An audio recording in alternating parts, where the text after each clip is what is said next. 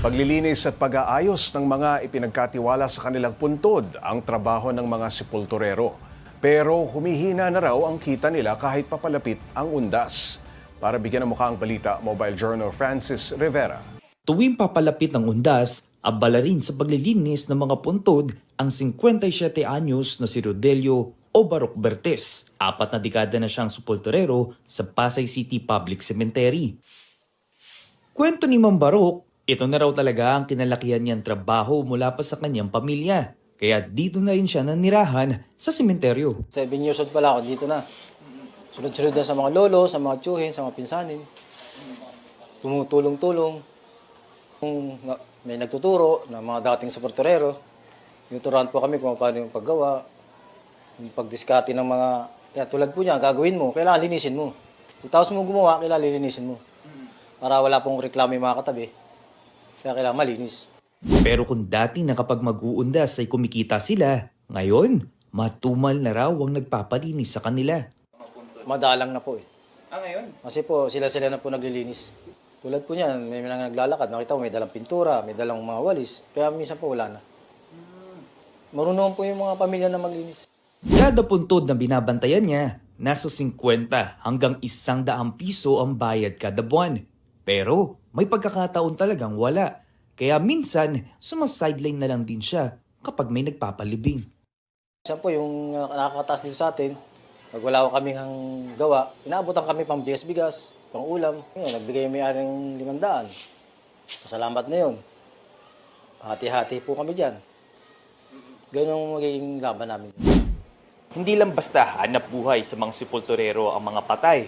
Kung hindi, isa rin itong pagbibigay respeto at galang sa mga namayapang mahal natin sa buhay. Mga kapatid, Mobile Journal Francis Rivera po, hatid ang mukha ng balita. Pag-usapan pa natin ang trabaho bilang sepulturero ni Mang Baroc kasama si Mobile Journal Francis Rivera. Francis, paano mo nakilala itong si Mang Baroc?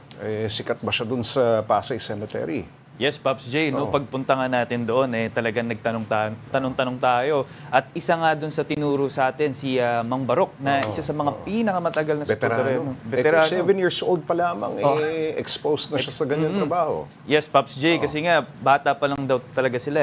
Parang nandun na siya sa loob ng sementeryo at talagang nakikisama siya doon sa mga lolo niya, sa mga pinsan niya, sa mga kamag-anak niya na ganun din yung ginagawang trabaho, ang pagiging sepulturero. Francis, paano ba ang sistema ng paniningil nila sa mga nagpapaalaga ng puntod? Sa yung in-explain sa atin ni Mang Baroc, ay monthly, no, may babantayan sila, may na mga puntod at lilinisin, kailangan ma-maintain nilang malinis itong mga puntod na binabantayan nila at ang yun nga yung binigay na range sa atin ay monthly 50 to 100 pesos ang bayad sa kanila. Naku, monthly. napakaliit lang.